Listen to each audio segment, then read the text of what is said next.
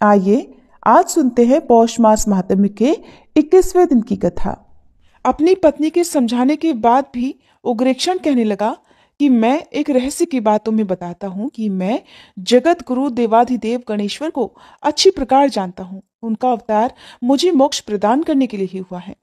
संसार में मेरे समान कोई भी योद्धा नहीं है, इसलिए चाहे कुछ भी हो जाए मैं गणेश्वर का सिर तो अवश्य काटूंगा। ऐसा कहकर उसने राजसी पोशाक धारण की और राज्यसभा में जाकर कल और विकल नामक दो महावीरों से बोला कि कल विकल दोनों मेरी बात सुनो। इस समय इन समस्त योद्धाओं में तुम ही अधिक दुराधर्ष हो।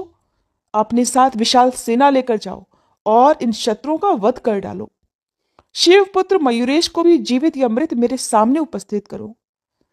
आज्ञा पाकर वे दोनों विशाल दैत्य सेना के साथ रणक्षेत्र में जा पहुंचे, किंतु घोर संग्राम के बाद भी विजय प्राप्त नहीं कर सके। आरंभ में शिवगण और देवगण उनका प्रहार नहीं सह पाए, किंतु बाद में पुष्पदंत और नंदीश्वर के प्रहारों से दैत्य सेना पीड़ित होने लगी और अंत में वीरभद्र ने कल और षडानन ने विकल को प्राण विहीन कर दिया।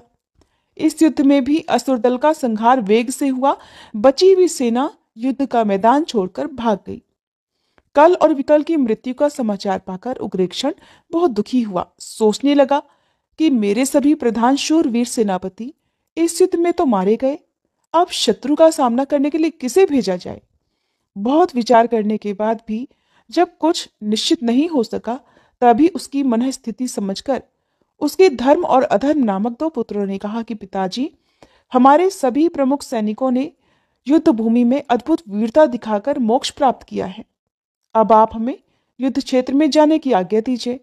हमें विश्वास है कि शत्रु सेना को वश में करके मयूरेश का वध करने में हम अवश्य ही सफल होंगे। उग्रेक्षण ने आज्ञा दे दी। तब दोनों भाई विशाल चतुरंगिणी सेना लेकर युद्ध क्षेत्र में जा पहुंचे। वहां युद्ध के मैदान में गणेश्वर ने दोनों को एक साथ ऊपर उठाया और आकाश में चक्र के समान घुमाकर धरती पर फेंक दिया। दोनों के ही सैकड़ों टुकड़े हो गए। तभी विजयोल्लास से ऋषिगण और शिवगण गणेश्वर की जय का घोष करने लगे। पराजित दैत्य सेना ने भागकर अपने राजा को समाचार दिया कि राजाधिराज, आपके पुत्र बड़ी वीरता से लड़े थे, किंतु मयूरेश के सामने उनकी एक भी नहीं चली और वे मारे गए। उनके साथ जो विशाल सेना थी वो भी रण क्षेत्र में काम आ गई। सुनते ही दैत्यों में महान शोक छा गया। रानी ने सुना तो राजसभा में ही जाकर रोती हुई बोली, प्राणनाथ, मेरे पुत्र को आपने मुझसे बिना पूछे ही युद्ध भूमि में भेज दिया। अगर वे मेरा आशीर्वाद लेकर जाते तो उन्हें विधाता भी नहीं मार सकता था। दैत्यराज ने उसे बहुत प्रकार से समझाकर अंतःपुर में भेजा और स्वयं वीर वेश धारण कर लिया। अब वह युद्ध के मैदान में आ पहुंचा। आते ही उसने मारकाट आरंभ कर दी। वीरभद्र ने मयूरेश से कहा कि प्रभो, उग्रेक्षण पुनः आकर भीषण युद्ध करने में प्रवृत्त है। इस बार तो वह बहुत ही उग्र हो उठा है, अब आप स्वयं ही उसका निवारण कीजिए। किंतु इस बार भी उग्रेक्षण युद्ध के मैदान से भागकर अपने भवन में जा पहुंचा। इधर विजयी शिवगण भी अपने स्थान पर आ गए। शिव शिवा ने मयूरेश से विश्राम करने का आग्रह किया। तभी देवर्षि नारद बोल गए कि माता पार्वती जी, मुझे यहाँ पड़े पड़े बहुत दिन बीत गए। पूजा पाठ, भजन आदि नित्य कर्म भी मैं ठीक प्रकार से नहीं कर पाता। अभी भी उग्रेक्षण का वध शीघ्र संभव नहीं लगता, और जब तक उसका वध नहीं होगा तब तक देवगण मुक्त नहीं होंगे और न गणेश जी का विवाह ही हो पाएगा। इसलिए मैं तो अब यहाँ से जाने की आज्ञा चाहता हूँ। तभी नंदी आदि ने कहा कि देवर्षि, आप तो सर्वगुण संपन्न हैं, फिर गणेश्वर की महिमा से अनभिज्ञ रहते हैं। आप शीघ्र ही दैत्यराज का वध हुआ देखेंगे। मुनि बोले, मैं तो तभी समझूंगा जब उसका वध हो जाएगा, नहीं तो अनुमान कितने ही लगाते रहो। तब स्वयं गणेश्वर कहने लगे, मुनिवर, मैं आपके मन की बात समझ गया। विश्वास कीजिए कि अब बिना अधिक विलंब के ही असुरपति मारा जाएगा। नारद जी मौन हो गए। मयूरेश ने अब की बार शिवगणों को आज्ञा दी कि आज ही गंडकी नगर पर आक्रमण कर दिया जाए। आदेश सुनते ही समस्त सेना ने प्रस्थान कर दिया। युद्ध के बाजे बजते जा रहे थे और वीर गर्जना कर रहे थे। इस कारण समस्त धरती और दिशाएं कांप रही थी। समस्त सेना बड़ी तेजी से गंडकी नगर में जा पहुंची और मयूरेश के चारों गण राक्षस राज के दुर्ग पर जा चढ़े। इस समाचार को सुनते ही उग्रेक्षण कांप उठा। उसकी समझ में नहीं आ रहा था कि अब किस प्रकार बचा जाए। तभी उसकी सहधर्मिणी ने रोते हुए कहा कि स्वामी, आपने मेरी बात नहीं मानी। अगर मान लेते तो ऐसा विनाश कभी नहीं होता। दोनों पुत्र मारे गए, सारी सेना नष्ट हो गई। अब आपके प्राणों पर आ बनी है। अब भी समय है, अपने प्राणों की रक्षा तो हो ही सकती है। फिर भी नहीं मानना चाहते तो फिर अब चिंता करने से कोई लाभ नहीं होगा। रानी इस प्रकार कह ही रही थी कि तभी राजभवन के स्वर्ण रत्न निर्मित शिखर पर भृंगी उड़कर जा बैठे और फिर सभा मंडप के स्तंभों को उखाड़ उखाड़ कर उनको तोड़ने और टुकड़ों को चारों ओर बिखेरने लगे। ये देखकर हजारों असुर मारो मारो पुकारते हुए अस्त्र शस्त्र हाथ में उठाए उनकी ओर दौड़ पड़े। भृंगी वीर तो उनकी प्रतीक्षा कर ही रहे थे। उन्होंने देखते ही देखते कुछ ही देर में असुरों को धराशायी कर दिया। अब उन्होंने कुछ देर प्रतीक्षा की, किंतु कोई भी असुर सामने नहीं आया। तब वे उग्रेक्षण के भवन में घुस गए और उन्होंने दैत्यराज को विश्राम करते देखा। वह तो सोने का बहाना बनाकर अपनी आंख बंद किए हुए पड़ा हुआ था, इसलिए उन्होंने उसके कान और केश खींचने आरंभ कर दिए। विवश हुआ दैत्यराज उठकर बाहर आ गया और उसने भृंगी गणों को अपने आघातों से व्याकुल कर दिया। इधर शिवसेना बहुत आगे बढ़ आई थी। तभी सहसा उसे मयूरेश के विराट रूप के दर्शन हुए। उनका मस्तक अंतरिक्ष में, चरण पाताल में और कान सभी दिशाओं में फैले हुए थे। उनके 1000 मस्तक, 1000 नेत्र, 1000 हाथ और इतने ही चरण थे। इस रूप के दर्शन करके उसे भगवान भास्कर के वे वचन याद आ गए, जिसके अनुसार ऐसे ही दिव्य पुरुष के द्वारा उसकी मृत्यु होनी थी। वो समझ गया कि अब अंतकाल निकट है। फिर भी उसने समर्पण की अपेक्षा युद्ध करना ही उचित समझा और भयानक अस्त्रों से प्रहार करने लगा। किंतु मयूरेश ने उसके सभी शस्त्र अस्त्र काट गिराए। अब वे मयूर से उतरे और उन्होंने पवित्र जल से आचमन करके अमृत बीज युक्त मंत्र का जप करते हुए अत्यंत तेजस्वी परशु को अभिमंत्रित किया और दैत्यराज के सामने जाकर उसकी नाभि पर प्रहार कर दिया। तब अपने घोर शब्द द्वारा तीनों लोकों को गुंजाता हुआ वह परशु नाभि में जा घुसा, जिससे अमृत स्थली ध्वस्त हो गई और वह तुरंत धाराशायी हो गया। दैत्यराज के मरते ही चारों ओर उल्लास छा गया। मुनिगण, देवगण आदि सभी निर्भय हो गए। आकाश में अप्सराएं नाचने और पुष्प वर्षा करने लगी। सभी दिशाएं स्वच्छ हो गईं, धरती फूल उठी। देवता, ऋषि, मुनि आदि सभी मयूरेश की स्तुति करने लगे। हे गजानन, हे गणराज, वस्तुतः हम आपके योग्य सुंदर स्तवन में समर्थ नहीं हैं। आप समस्त गुणों के भंडार और संपूर्ण विश्व के प्रेम पात्र हैं। आपके गुणों का वर्णन करने की हमें शक्ति नहीं है। आपका संसार रचना का क्रम समुद्र के समान अपार और अकथनीय है। हे प्रभु, आपने अपने वचन का निर्वाह कर दिया और समस्त दैत्यों का संहार कर देवताओं और ऋषि मुनियों को सुखी बना दिया। इस प्रकार स्तुति करके देवगण अपने धाम को चले गए।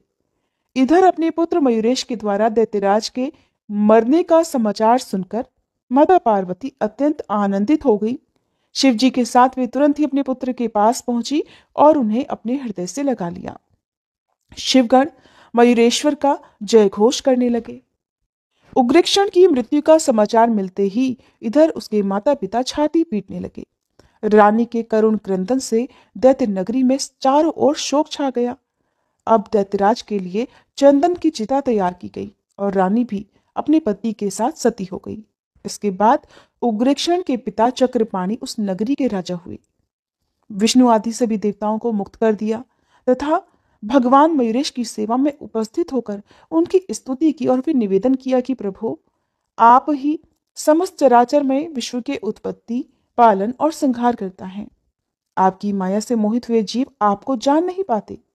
आज आपके दर्शनों का सौभाग्य हमें प्राप्त हुआ है। इस कारण हमारा जीवन सफल हो गया है। मयूरेश ने प्रसन्न होकर कहा, राजन, तुम्हारे पुत्र को मैंने विवश होकर मारा है, परंतु उसे मोक्ष की प्राप्ति हो गई है। मैं तुम पर प्रसन्न हूं, इसलिए इच्छित वर मांग लो। सुनकर चक्रपाणि बोले, नाथ, अगर आप प्रसन्न हैं तो मेरे भवन और नगर को पवित्र करने की कृपा कीजिए। प्रार्थना सुनकर मयूरेश अपने गणों के सहित गंडकी नगर में पधारे। फिर वे स्वर्ण रत्न निर्मित भव्य सिंहासन पर विराजमान हुए अत्यंत शोभायमान लगने लगे। राजा चक्रपाणि ने मयूरेश का पूजन किया और स्तुति करते हुए बोले, नाथ, आज मेरा जीवन, मेरा भवन, नगर और सभी प्रजाजन धन्य हो गए। जिन परमात्मा के दर्शन अनेक जन्मों में तपस्या करके भी ऋषि महर्षिगण प्राप्त नहीं कर पाते, उनके मुझे साक्षात दर्शन हो रहे हैं। तभी भगवान मयूरेश की माया से मोहित हुए इंद्र ने कुपित होकर कहा, राजन, तुमने सब बड़े बड़े देवताओं की उपस्थिति में एक बालक की प्रथम पूजा करके अपनी मूर्खता का परिचय दिया है। सुनकर चक्रपाणि बोले, देवराज, यद्यपि आप रुद्र, सूर्य, वायु, वरुण, कुबेर, अग्नि आदि समस्त देवताओं को मेरे पुत्र ने हरा दिया। उसके भय से समस्त देवता, सिद्ध, गंधर्व, ऋषि मुनि यहाँ वहां छिपे रहे। भगवान विष्णु तक अपने अनुयायी देवताओं सहित बंदी बना लिए गए, किंतु भगवान मयूरेश ही समस्त वीरों सहित मेरे पुत्र का संहार करने में समर्थ हुए हैं। उन्होंने उसके यहाँ बंदी बने हुए देवताओं को मुक्त कराया। इस कारण मैं तो इन्हीं को प्रथम पूजा का अधिकारी समझता हूं। इंद्र का समाधान न हुआ देखकर मयूरेश ने घोर गर्जन किया, जिससे समस्त ब्रह्मांड कांप उठा। ऐसा लगा मानो ब्रह्मांड विदीर्ण हो जाएगा। उससे असंख्य प्राणी मूर्छित हो गए। सूर्य के समान प्रकाश से विश्व व्याप्त हो गया और उसके बाद देवताओं ने मयूरेश के रूप में 10 भुजी गजानन भगवान के साक्षात दर्शन किए। फिर तुरंत ही 10 भुजी गजानन के स्थान पर मध्य में पद्मासन पर विराजमान वक्रतुंड, अग्निकोश में शिवजी, नैऋत्य में सूर्य, वायव्य में पार्वती जी और ईशान कोण में बैठे हुए भगवान नारायण के दर्शन हुए। इससे समस्त देवगण भ्रमित हो गए। तभी आकाशवाणी हुई, परमपिता परमात्मा गजानन ही 5 रूपों में प्रकट होते हैं। ये सभी विघ्नों के नाशक तथा देवता, मनुष्य, यक्ष, राक्षस और नाग सभी के पूज्य हैं। केवल इनकी पूजा से ही समस्त देवों की पूजा संपन्न हो जाती है। इसलिए भेद बुद्धि का त्याग करना ही उत्तम है। तभी सब देवताओं ने भगवान मयूरेश्वर के ओंकार रूप के दर्शन किए, जिससे उनका भ्रम तुरंत ही दूर हो गया और सब ऊंचे स्वर से मयूरेश की जय बोलने लगे। फिर सब देवताओं ने उनका श्रद्धा भक्ति सहित पूजन किया। राजा चक्रपाणि ने भी उनका षोडशोपचार पूजन कर स्तुति की। इसके बाद नारद जी ने कहा कि भगवान मयूरेश ने प्रतिज्ञा की थी कि समस्त देवताओं को बंधन मुक्त कराने के बाद ही विवाह करूंगा। आज उनकी यह प्रतिज्ञा भी पूरी हो गई है। इसलिए अब सिद्धि बुद्धि का विवाह इनके साथ होना शेष है। इसलिए कमलोद्भव ब्रह्मा जी शीघ्र ही उस कार्य को भी संपन्न कर दें। ब्रह्मा जी प्रसन्न हुए। उन्होंने अपनी दोनों पुत्रियों का विवाह मयूरेश के साथ कर दिया।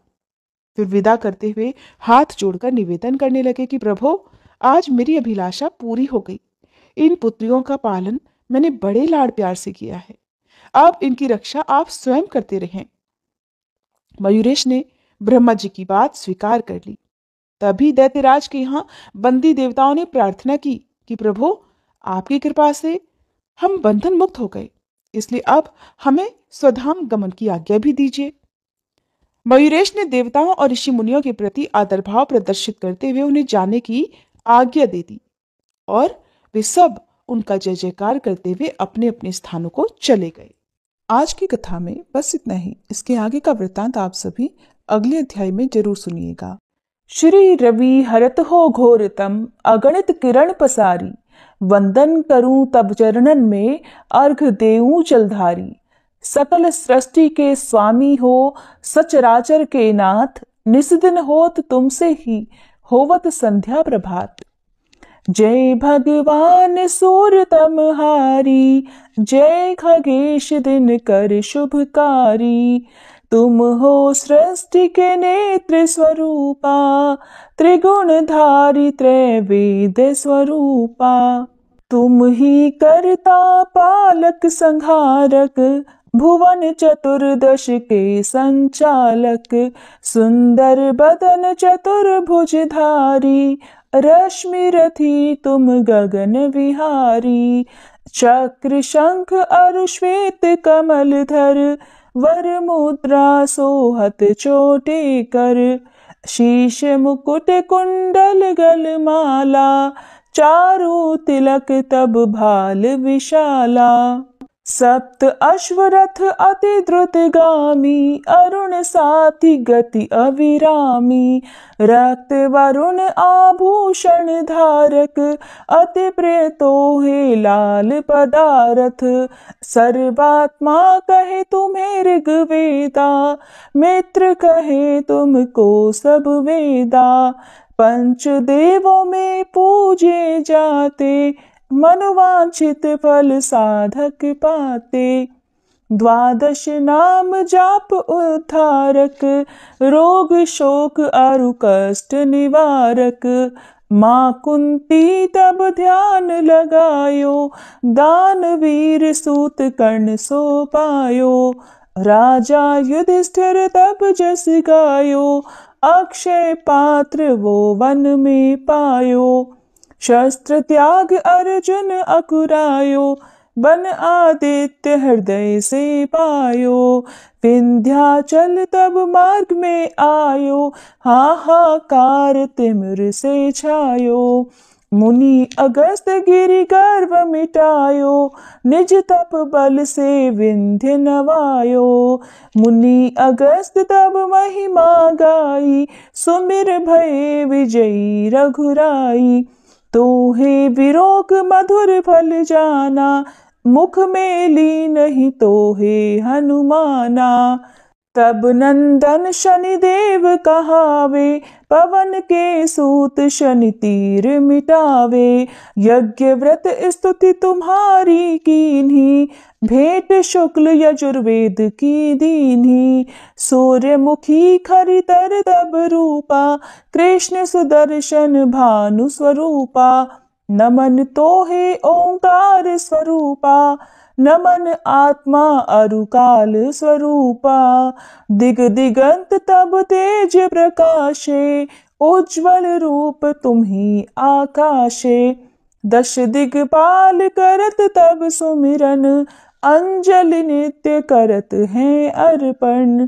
त्रिविध ताप हरता तुम भगवन, ज्ञान ज्योति करता तुम भगवन। सफल बनावे तब आराधन, गायत्री जप सरल है साधन। संध्या त्रिकाल करत जो कोई, पावे कृपा सदा तब वोही। चित शांति सूर्यास्तक देव, व्याधि अपाधि सब हर लेवे। अष्टदल कमल यंत्र शुभकारी, पूजा उपासना तब सुखकारी। माघ मास शुद्ध सप्तमी पावन, आरंभ हो तब शुभ व्रत पालन। भानु सप्तमी मंगलकारी, भक्ति दायनी दोषणहारी। रविवासर जो तुमको ध्यावे, पुत्रादिक सुख वैभव पावे। पाप रूपी पर्वत के विनाशी, व्रज रूप तुम हो अविनाशी। राहु आन तब ग्रास बनावे, ग्रहण सूर्यता को लग जावे। धर्म दान तप करते हैं साधक, मिटत राहु तब पीड़ा बाधक। सूर्य देव तब कृपा कीजे, दीर्घ आयु बल बुद्धि दीजे। सूर्य उपासना कर नित ध्यावे, कुष्ठ रोग से मुक्ति पावे। दक्षिण दिशा तोरी गति जावे, दक्षिणायन वो ही कहलावे।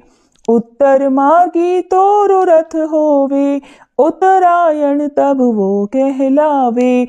मन और वचन कर्म हो पावन, संयम करता भलित आराधन। भरत दास चिंतन करत घर दिन कर तब ध्यान, रखियो कृपा इस भक्त पे तुम्हारी सूर्य भगवान।